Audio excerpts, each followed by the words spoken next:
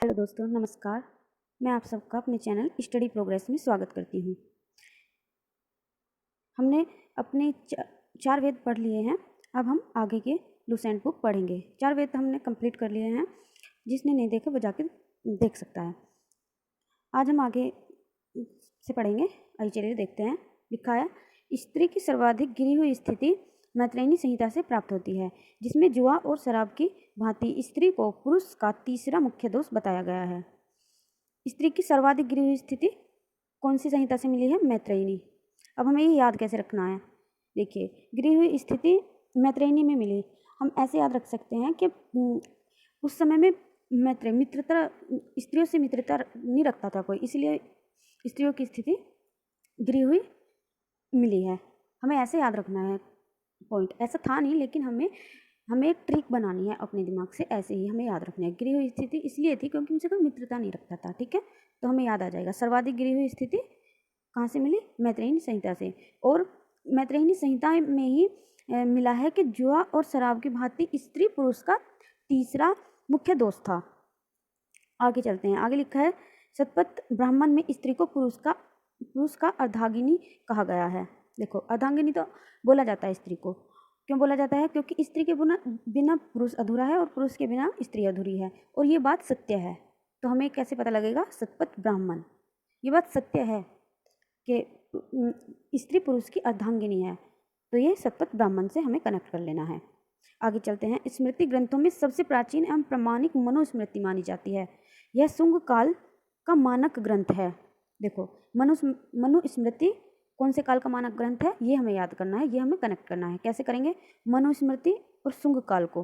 देखो, मनुस्मृति, अगर हम मन से स्मृति करते हैं, मन में किसी को सोचते हैं, तो हम 1 मिनट रुकेंगे और ध्यान लगाएंगे कि मनुस्मृति, मन में सोचते हैं कि किसकी स्मृति आ रही है। ऐसे ही हम शुंग काल, सूंघना यानी सुगंध आना, अगर किसी अजीब चीज़ की हमें सुगंध आएगी तो हम 1 मिनट रुकेंगे और सोचेंगे कुछ ऐसी सुगंध आ रही है। तो दोनों काम हम एक तरीके से करते हैं। मनुस्मृति मन से स्मरण करना, शुंग काल सुगंध को महसूस करना। ठीक है, तो मनुस्मृति और शुंग काल हम ऐसे कनेक्ट करेंगे। आगे लिखा है, नारद स्मृति गुप्त युग के विषय में जानकारी प्रदान करता है। नारद स्मृति और गुप्त युग को हमें कनेक्ट करना है। कैसे करेंगे? देखो, नारद जी जो थे वो ऐसे थे कि वो हर जगह जा सकते थे। कभी किसी देवता के पास तो कभी किसी देवता के पास। आपने देखा भी होगा, टीवी में ऐसे दिखाया जाता है।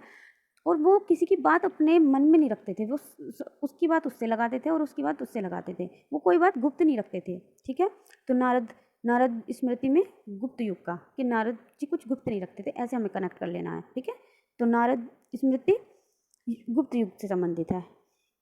आगे लिखा है, जातक में बुद्ध की पूर्व जन्म की कहानियां हैं और हीनयान का प्रमुख ग्रंथ कथा वस्तु है, जिसमें महात्मा बुद्ध का जीवन चरित अनेक कथानकों के साथ वर्णित है। ठीक है, आगे चलिए। आगे लिखा है, जैन साहित्य को आगम कहा गया है। जैन धर्म का प्रारंभिक इतिहास कल्पसूत्र से ज्ञात होता है। तो ये पूछा जाता है कि जैन धर्म का प्रारंभिक इतिहास या जैन धर्म का इतिहास कहाँ से प्राप्त होता है? कल्पसूत्र। कल्पसूत्र को हमें जैन धर्म से कनेक्ट करना है। कैसे करेंगे? जैन धर्म और कल्पसूत्र। देखो, जैन, अगर हम बोलेंगे जैन का साउंड कैसा है? जैसे चैन, गले की चैन होती है पहनने वाली, तो जैन का ऐसा साउंड है। हमें ऐसे याद रखना है कि चैन। और कल्पसूत्र, ये पीछे सूत्र लगा है, सूत्र भी ऐसे ही चैन को ही कहते हैं, जैसे मंगलसूत्र से हमें सूत्र कनेक्ट करना है। ठीक है, तो जैन और चैन और सूत्र एक सा ही है, तो हमें याद करना है जैन धर्म का कल्पसूत्र। सूत्र जहाँ भी लगा हो वो जैन धर्म से संबंधित है। तो हमें अगर ऑप्शन दिए जाएंगे तो हम आसानी से लगा सकते हैं।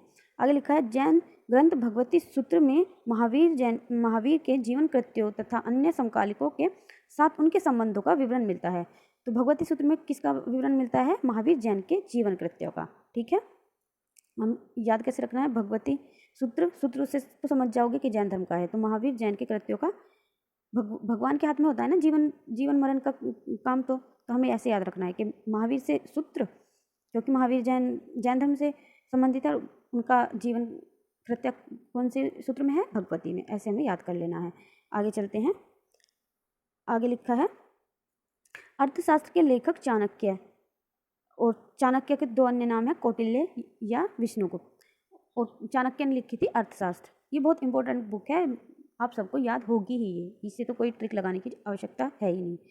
आप आगे चलिए। यह 15 अधिकरणों एवं 180 प्रकरणों में विभाजित है। इसमें मौर्यकालीन इतिहास की जानकारी मिलती है। देखो, जो चाणक्य थे वो किसके गुरु थे? चंद्रगुप्त मौर्य के। उन्होंने उसे राजा बनाया था। और तो मौर्य काल की जो जानकारी है वो कहाँ से मिलती है? अर्थशास्त्र जो किसने लिखी थी? चाणक्य ने। ये आप सबको पता ही होगा। आगे चलते हैं। आगे लिखा है, संस्कृत साहित्य में ऐतिहासिक घटनाओं का क्रमबद्ध लिखने का सर्वप्रथम प्रयास कल्हण के द्वारा किया गया। कल्हण द्वारा रचित पुस्तक राजतरंगिणी। अब हमें ये कनेक्ट करना है, कल्हण और राजतरंगिणी। कल्हण के द्वारा कौन सी बुक लिखी गई? राजतरंगिणी। कैसे हम कनेक्ट करेंगे? देखो, राजतरंगिणी तो कल्हण हमें एक दो बार अगर हम बोलेंगे अपने मुख से कल्हण में ऐसा साउंड आ रहा है कि हमें ऐसे बोलना है कि कल हम राजतरंगिणी राज करेंगे। आज आप सब जो तैयारी कर रहे हो पढ़ने की, किस लिए कर रहे हो? कि कल हम राज करें, कल हम जॉब करें, कल हम अच्छे से अपना जैसे हम चाहते हैं लाइफस्टाइल ऐसे जिए। तो ऐसे ही इसमें हमें याद रखना है, कल हम राज करें, राजतरंगिणी। कल्हण देखते ही आपको ऐसे याद आ जाएगा कि कल हम राजतरंगिणी। ठीक है, 4 ऑप्शन आप आसानी से टिक लगाओगे अगर आप ऐसे याद करते हो। आगे चलिए। राजतरंगिणी में कश्मीर का इतिहास है। राजतरंगिणी में मिलता है कश्मीर का इतिहास। और हम ऐसे भी लगा सकते हैं कि कश्मीर पे पाकिस्तान कहता है हमारा राज है और हिंदुस्तान कहता है हमारा राज है। तो हम ऐसे भी कनेक्ट कर सकते हैं कि राजतरंगिणी में क्या है? कश्मीर का इतिहास। आगे चलिए। अरबों की सिंध विजय का वृत्तांत चचनामा में सुरक्षित है। अरबों, जो हमारे भारत पर अरबों का पहला आक्रमण था, मुस्लिमों का पहला आक्रमण था, वो अरबों ने किया था और सिंध पर किया था। तो ये हमें ऐसे याद रखना है कि जो पहला मुस्लिम आक्रमण था वो अरबों ने किया। तो ये चर्चे की बात है ही, ये हम याद रखते हैं कि पहला आक्रमण किसने किया। तो चचनामा, चर्चे से हो गया चचनामा। आगे चलिए, आगे देखते हैं। हम इसमें कनेक्ट करना है हमें। अष्टाध्यायी के लेखक है पाणिनि। ठीक है, अष्टाध्यायी के लेखक पाणिनि है। पाणिनि और अष्टाध्यायी को कैसे कनेक्ट करेंगे? देखो, अष्टाध्यायी 8 अध्याय किसी भी बुक के हमें 8 अध्याय पढ़ने हैं। तो हम कैसे बोलेंगे? 8 अध्याय पढ़नी। तो हमें पाणिनि को कैसे पढ़ना है? पढ़नी। बस नी की जगह हमें ढ लगा देना है। ठीक है, ऐसे हमें रखना है। अष्टाध्यायी पाणिनि पढ़नी, ऐसे पढ़नी याद आ जाएगा, पाणिनि अपने आप याद हो ही जाएगा। कनेक्ट करते हुए चलना है, ऐसे याद नहीं होगी, हमें ऐसे ही ट्रिक बना के याद करनी है। ठीक है, इससे मौर्य के पहले का इतिहास तथा मौर्य युगीन राजनीतिक अवस्था की जानकारी प्राप्त होती है। कात्यायन की गार्गी संहिता एक ज्योतिष ग्रंथ है, फिर भी इसमें भारत पर होने वाले यवन आक्रमण का उल्लेख मिलता है। पतंजलि पुष्यमित्र शुंग के पुरोहित थे। इनके महाभाष्य से शुंगों के इतिहास का पता लगता है। ठीक है, पुष्यमित्र शुंग के पुरोहित कौन थे? पतंजलि। महाभाष्य से शुंगों के इतिहास का पता लगता है। इसमें कोई ऐसे याद करने वाला नहीं है जो हम याद करें। जो याद करने वाला था मैंने आपको बता दिया और आपको याद भी हो गया होगा। एक बार मैं पूछ लेती हूँ आपसे, क्योंकि ये हम आज यहीं तक पढ़ेंगे, आगे कल हम पढ़ेंगे विदेशियों का विवरण। यहाँ तक ये स्रोत खत्म हो गए हैं, जो हमारे धर्म ग्रंथ और ऐतिहासिक ग्रंथ है वो यहाँ तक हमारा खत्म हो गया है। कल हम शुरू करेंगे विदेशियों का विवरण, और उन्हें भी हम ऐसे ही याद करेंगे कि किसके काल में कौन सा यात्री आया, ये पूछा जाता है, ऐसे याद करेंगे। हमें याद नहीं रहता अक्सर कि किसके काल में कौन आया। कल हम ये सब ट्रिक से याद करेंगे ऐसे ही। आज मैं आपसे एक बार पूछ लेती हूँ, ठीक है? हाँ, तो मैत्रेयनी में क्या है? मित्रता नहीं करनी थी स्त्रियों से, तो स्त्रियों की गिरी हुई स्थिति मैत्रेयनी में है। और जुआ और शराब की भांति स्त्री को किसका दोष बताया गया है? तीसरा, पुरुष का।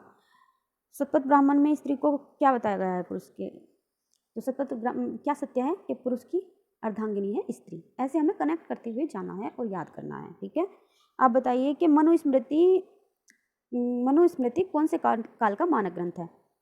आप बताओगे मन से स्मृति की, और हमने सुगंध को भी महसूस किया था। ठीक है, तो शुंग काल से मनुस्मृति। और नारद स्मृति में कौन से युग के विषय में जानकारी प्रदान होती है? नारद स्मृति से होती है। नारद जी पे कोई भी बात गुप्त नहीं रखी जाती थी। ठीक है, तो नारद जी गुप्त युग। जातक में बुद्ध की कौन से क्या है? जातक में बुद्ध की पूर्व जन्म की कहानियां वर्णित हैं। ठीक है, और आगे चलते हैं। जैन साहित्य को आगम कहा जाता है। आप बताइए कि कल्पसूत्र में क्या है? कल्पसूत्र में क्या है? क्या है कल्पसूत्र में? जैन धर्म का इतिहास। और महावीर जैन के जीवन कृत्यों का जो वर्णन है वो कौन से सूत्र में मिलता है? भगवती सूत्र में। एक क्या था? अर्थशास्त्र किसकी पुस्तक है? चाणक्य की। और चाणक्य के 2 अन्य नाम कौन से? कौटिल्य और विष्णुगुप्त। ये भी हमें याद रखना है। अच्छा बताइए, राजतरंगिणी किसकी पुस्तक है? राजतरंगिणी किसकी पुस्तक है? कलहन। ठीक है। किसका इतिहास है राजतरंगिणी में? कश्मीर का। अष्टाध्यायी किसकी पुस्तक है? अष्टाध्यायी 8 अध्याय में पढ़नी पाणिनि। ठीक है, याद हो रहा है ना? हो रहा है आपको याद? तो आज के लिए इतना ही, आगे हम कल पढ़ेंगे। और अगर आपको मेरी क्लास थोड़ी भी पसंद आई हो तो लाइक कीजिए और सब्सक्राइब कीजिए। आपको ऐसी क्लास मिलेंगी जो आपको अच्छी लगे या कमी लगे।